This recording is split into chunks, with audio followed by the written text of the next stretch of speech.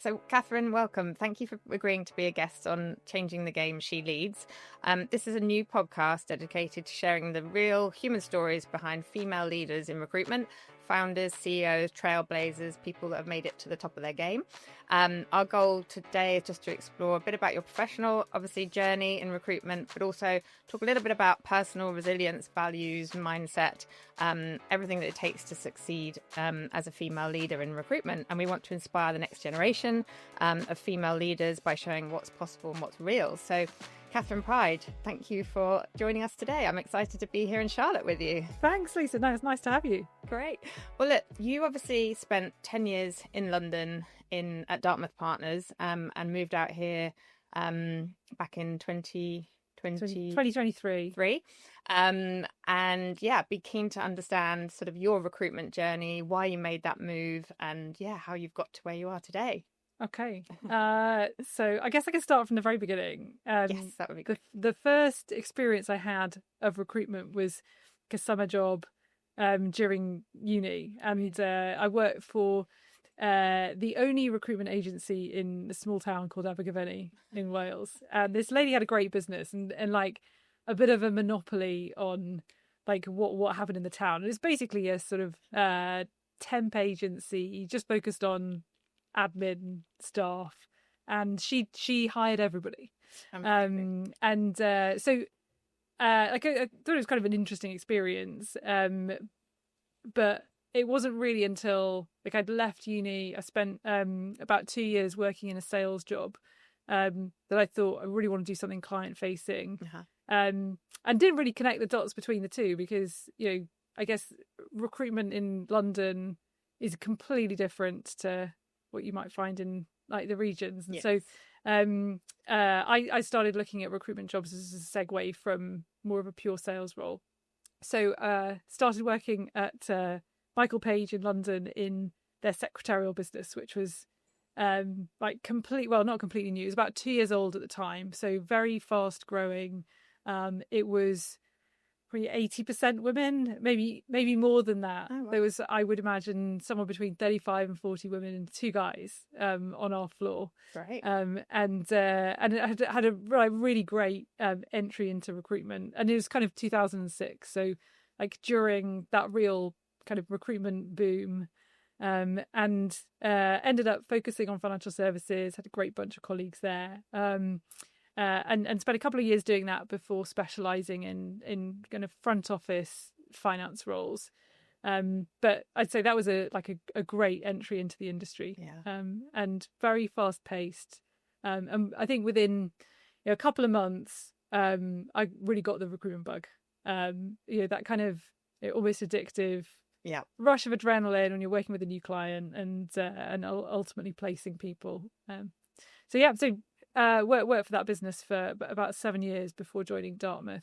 It's kind of a bit of a chance recommendation of a mutual client of mine and Logan's. This guy has popped up at a number of opportune moments through my career, but he'd suggested me to Logan. Okay. We met for lunch. Really resonated that what Dartmouth was trying to achieve, and I guess like a lot of the personal values that the team had resonated really strongly with me, and so moved over to set up the credit business in London. Amazing. And was doing that for about 10 years, along with a couple of other things before coming out here. Amazing. So, and what moment did you know you wanted to build a team, lead a team, first of all in London, and then what made you think, actually, I'm going to go and open an office in a foreign country? I think I wanted to join Dartmouth because there was like a really strong sense of a desire to deliver excellently for clients that was shared among all the people I met. And the business was relatively small when I interviewed, and I thought, like, this is a better way of doing things. And I suppose that started this kind of kernel of thought around, like, I have this specialism and I'm in a team of people who also have that specialism. But if it was down to me, I'd do it differently. And I think that just that ability to think, like, I can start from a blank sheet of paper here, really do things commercially and in a way that I think represents what our clients need, but within the wider context of, you know, the overall business being very driven by doing a great job. And so that's probably when I thought, not necessarily that I wanted to be a leader, but just like I feel like I'm the best person for this job, and so should crack on and do it.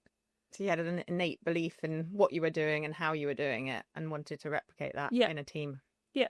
Okay, love that. And what would you say the sort of turning point in your career in terms of wanting to make that move internationally? I mean, it's a big move for you to launch an office, come out here to Charlotte, and to put boots on the ground for the business. So I think back to when I started in recruitment, the reason I joined the business I did was because they talked in the interview process about international opportunities, and so it's a reason that I joined a different platform and then became really dormant. Like I got so ingrained in doing what I was doing there, and kind of the personal side of like getting settled in. Like I think it takes a while to get settled in London, and you're really embedded in, you know, a network of friends. And so part of it was that, and part of it was that like I was so, you know, in this quite niche specialism, had developed a great network. There was not really any reason for moving, and it was just a conversation one day by chance in the office, and I think, you know, there was a bit of a backstory to thinking about opening a second US office, and somebody had accepted that job and decided not to pursue it for family reasons, and then they kind of got a tap on the shoulder, and I thought about it overnight. Kind of basically looked up, can I bring my dog? And then thought, yeah, exactly. And then thought, why not? Like, no one's ever going to ask me this again, I don't think. So the opportunity to go and set up an office, and at the time we didn't know which city it was going to be in. And so yeah, it happens to be Charlotte, and that happens to, I think, for me, have been a great choice. Amazing. And what have been the challenges that you've had to overcome since you've been here? Like at the beginning, starting with this. I mean, I'm sure there's been many. So we sort of made the decision in mid 2022.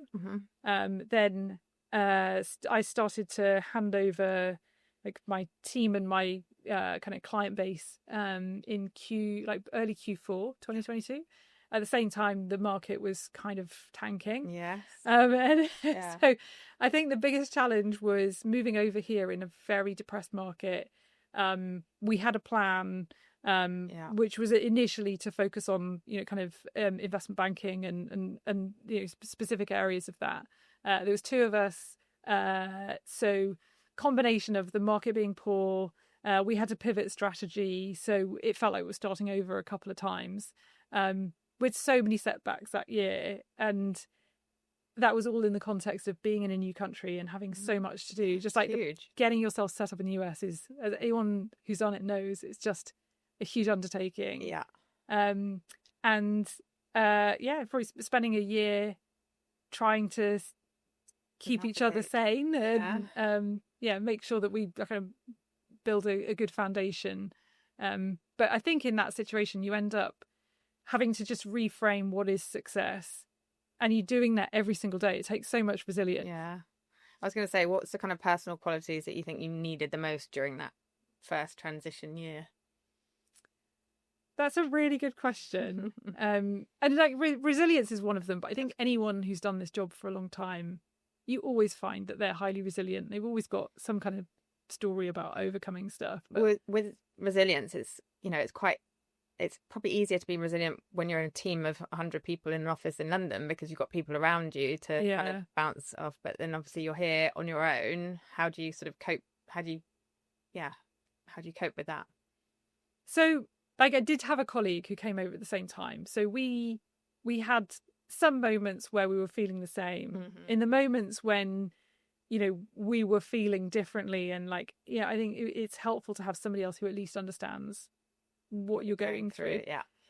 It's a bit harder when you're the one that's supposed to be in charge of everything, so you can't really let your guard down, show your emotions in the same way. But like I think the time zone with the UK is pretty hard. Yeah. So majority of my network, my friends and my family are there. So here, really, kind of relying quite heavily on a couple of friends who are in this time zone. Yeah.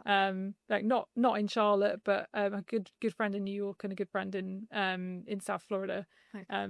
And kind of telling them, like, admitting struggling. things are hard. Yeah. And not taking it too seriously. Yeah. It's not a life or death job. Yeah. If it goes wrong, like, they've got something to go back to. I think that's the hardest thing, and people build stuff up in their head so much, and then you're just like, actually, we're not saving lives here. We are just recruiting. I mean, yes, it's important, but also so is a million other things, and you've got to put everything in perspective. But I think it's quite hard when we started our own business, it was just Sarah and I, and you don't have anyone sort of giving you that perspective because you're the ones in charge. And we launched the business during COVID, so like a month before lockdown. So we had a really tough first year as well. And then you don't have that person to say, look, this is fine. It's all going to be fine. And you do have to dig deep quite a lot. So I think you have these moments of just really having to force yourself to maintain the belief as well. Yeah, like, we're doing the right thing. We've got the right strategy. And that was hard. I gave up a very big client base and big network, and I had like a few moments of thinking, I've really screwed this up. What have I done? Yeah, but you kept going. Yeah, you got to just believe. Yeah, the resilience and the belief, I guess, then is probably the other thing, and having, like you say, that network. Like, how did you build a network of personally here in Charlotte? Like, it must have been quite tough as well. Yeah, I mean, look, I guess I wasn't. I'm really lucky to have good friends, supportive family. I started going out with my husband just before I moved here, and so he bore the brunt of a lot of that. So I think you have to be able to admit that things are tough so that those people are allowed to help you. Yeah. But then building relationships here, I found, like, it's fascinating doing it as an adult. Like, you make all these friends when you're young and like a young adult, or right the way down to being a kid, and I think part of it is taking the same approach you do in primary school. Just like, I'll be your friend. Up to people. Yeah. Hi. Let's chat. Introducing yourself. Yeah. So some of it is that, putting yourself out there, going to different things. Like, I play tennis. So that's been good source of relationships. And but some of it is just like, I've got some really good friends now who I made walking my dog, met them on the street, swap numbers. And you have to try people out a bit. Yeah. When you're an adult, you're so much more discerning and more likely to go, you're not my cup of tea. And you just got to give them a go for a while.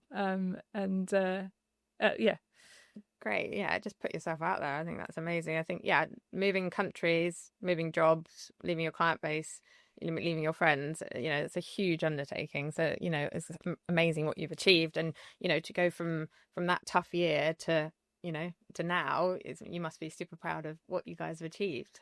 It's almost unbelievable though, because the hard times took quite a while. Yeah, that was a long grind, and then the success feels like it's come really suddenly. Yeah.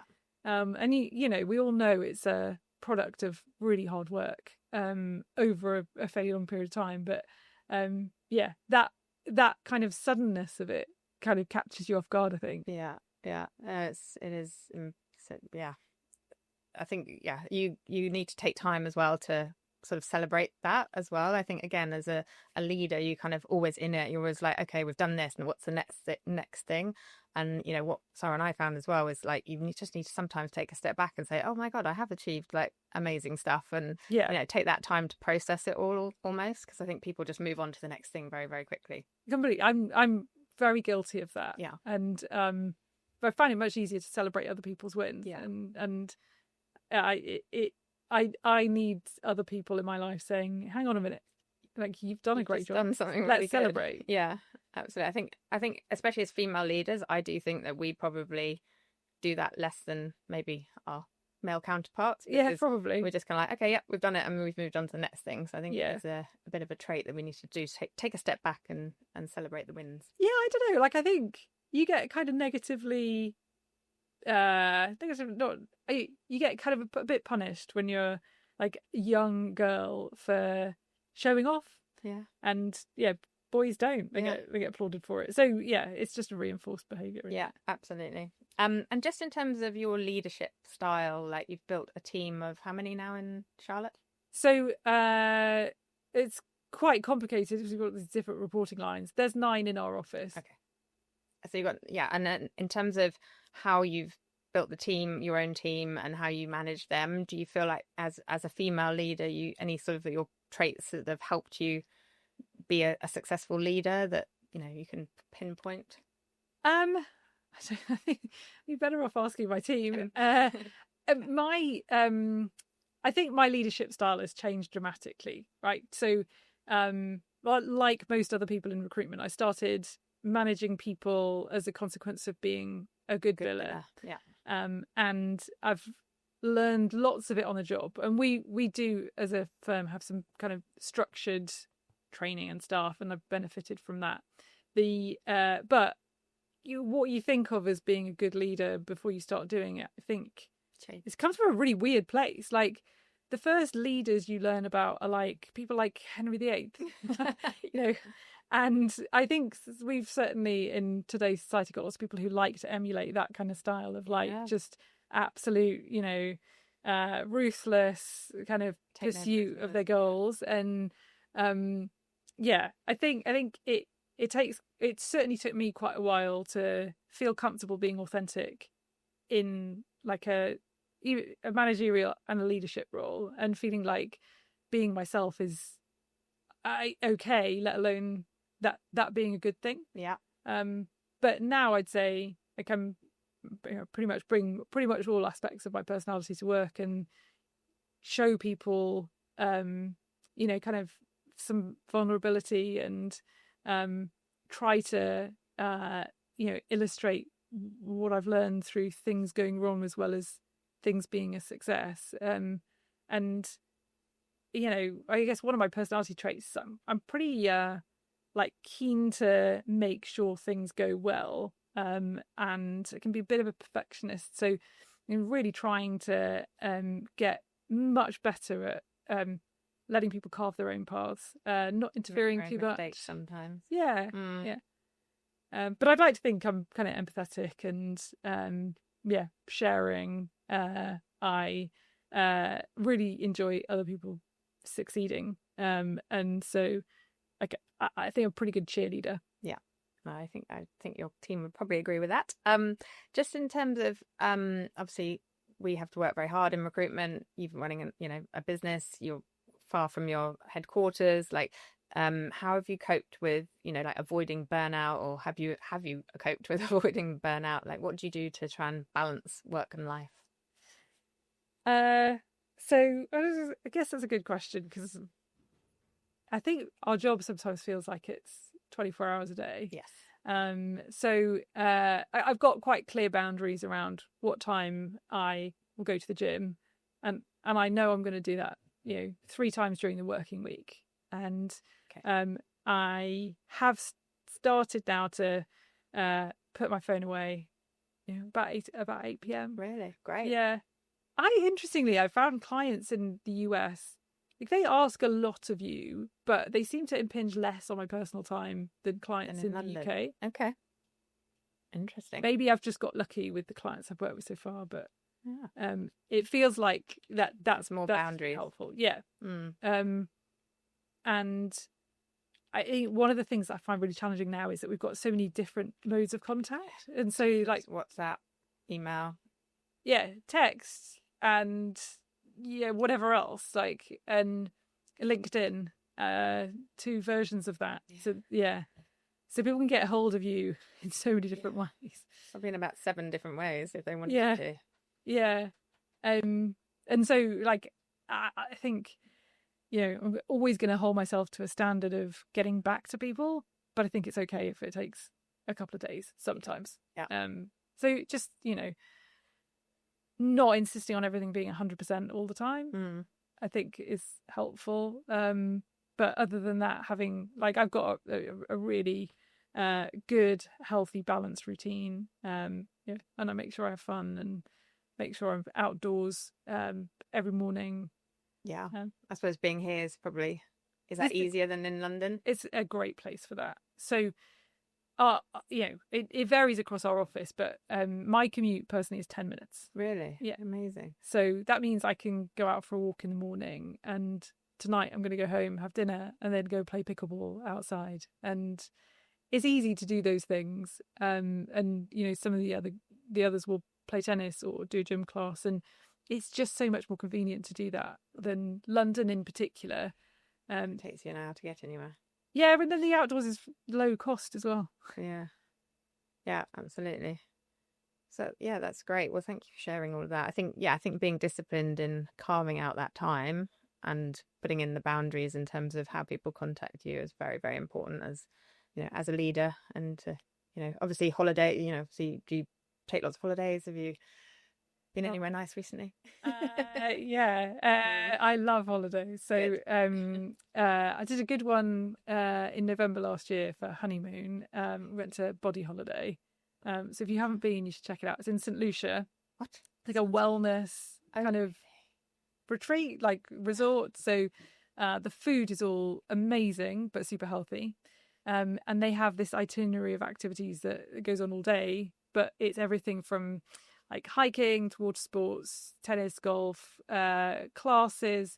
You have a spa treatment included every day. Really?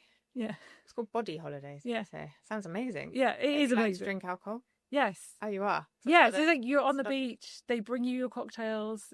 It's yeah. Okay, that sounds incredible. Yeah. So you're going to do that once a year, are you? I'd like to. I'm doing a sabbatical this January next year. So perhaps not in 2025, but next year. Sure. I love looking at my Aura Ring data. Right. And like my resilience score went from poor to exceptional during the 2 weeks I was there. Oh, really? That's really interesting. Yeah. That's super important though, to have that time to build back your body battery and all of that. Yeah, exactly. Amazing. Well, good to know.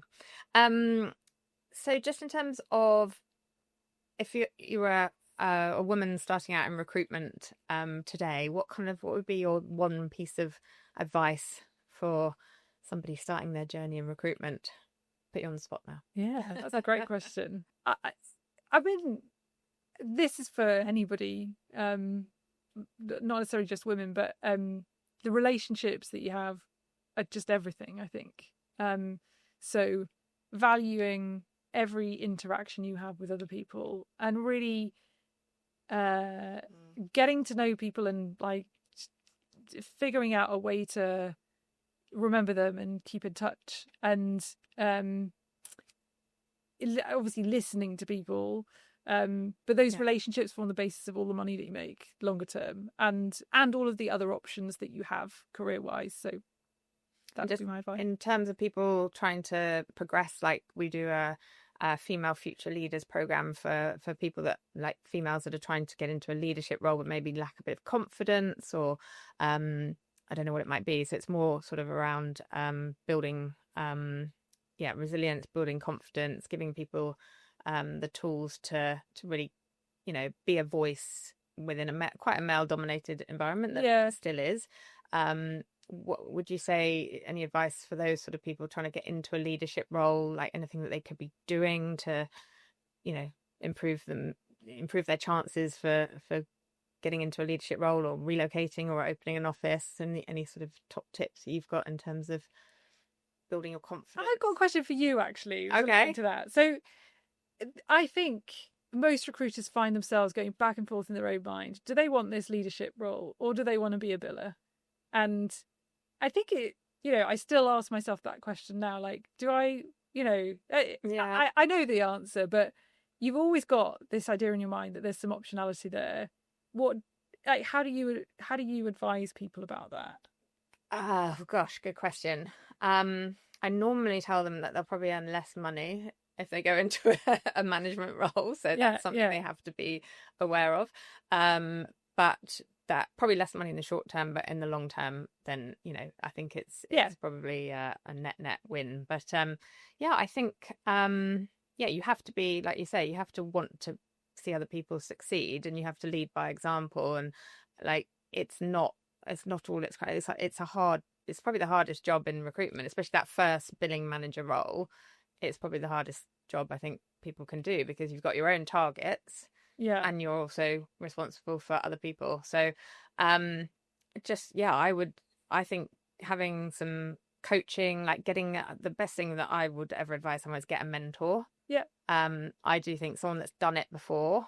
I feel like, we in recruitment sort of have to do everything ourselves, and we're just like, we're going to prove ourselves. But actually having somebody that's done it before that you can learn from, that gives you an hour a month or something, people will do it for free. Like, you don't have to pay anyone. You can just find somebody. Like, I've got someone in the US that he's been a CRO of a 300 person business, for 10 years. And, we just meet up and we have a drink, and I'll ask him, all the challenges that we've got about scaling our business. So it doesn't have to be a formal scenario. I don't know. Do you have any mentors or anyone that you kind of go to? I actually don't at the moment, but okay. there are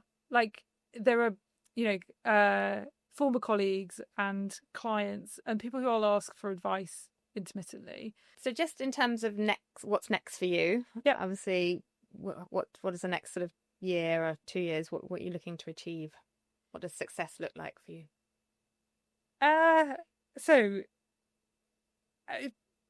Take a step back. So before I moved to the US, I was involved in the UK in helping set up our kind of classroom to boardroom foundation. Oh, great. So it actually wasn't called that back then. It was just like a set of activities we were doing around social mobility. So that's probably one of the most proactive career decisions I've ever made, is like thinking, I can definitely do this. I've got something to add here and make a difference. What does it mean? What were you doing? What was the... So we were connecting underprivileged sort of school kids with work experience and work insight opportunities. So we had a client who just said, like, this pandemic has really screwed everything up, but especially for kids who are not from privileged backgrounds. And so we put together for them and a cohort of similar businesses, a program where they would engage with kids who were very high potential but from underprivileged backgrounds. And we ran a selective program to identify these kids and introduce them to these kind of work insight opportunities. Amazing. So it was really interesting. That was a great challenge. I think, like, as time goes on, I keep spotting these other areas of, I guess, like, of life that are really going to impact employability options for young people now. And so I kind of know long term that I want to do something like that again. And like, I'd like that to... Could you do that here in the US? Yeah, once I understand it. Like, I really don't understand the dynamics culturally here yet, but I'd like to do something around that in the long term. And it, in the kind of short to medium term, we're in the process of scaling numerous teams. So across a number of specialisms, and I'm responsible for some of that, but kind of want to work with my colleagues to help continue to build those teams and make our US business really good, really relevant to clients, and become something that's not just an offshoot of our UK headquartered business, which is it's a really good business, but it was built in one place, and so something that really is relevant here. And the scale of the opportunity here is massive. Everybody always talks about that because you walk around. Too big, isn't it? Yeah, you look at these huge buildings. There's so many people working here, and that sense of like it's almost too big to quantify. The opportunity can be a bit overwhelming, but I think we can form a really good business, and based on kind of what we've done so far and feedback we've had from clients and candidates, I think there's a real niche for us. So it's kind of figuring out what that is, executing on a bit of a plan to scale across the various teams, and then look, personally I want to do something that gives back long term, so starting to figure out what that idea might be. And I think that giving back bit just gives you a bit more energy to put into your day-to-day job. I think, recruitment can be quite repetitive and, hard, as we've discussed. And I think doing other things that give you energy and, really kind of ignite something in you, I think is really important. Yeah, I think that, like, one of the best things about recruitment is the sense of purpose that it gives you anyway. So you're working towards outcomes all the time, but you're actually changing people's lives. We're so privileged to give people advice at these, really important times in their careers, and you can change somebody's life so much by placing them in a job that makes them happy, or a job that gives them a different level of income, whatever it is, and or gives them a new life and a new education. Yeah, but sometimes you get this feeling you're doing a made-up job, and you're creating something from nothing, and so it's nice to, I think, to just have a connection to reality. Yeah, exactly. Yeah, no, it's great. Well, look, with the platform you've established, I feel that the sky is the limit, and I think you're going to be super, super successful.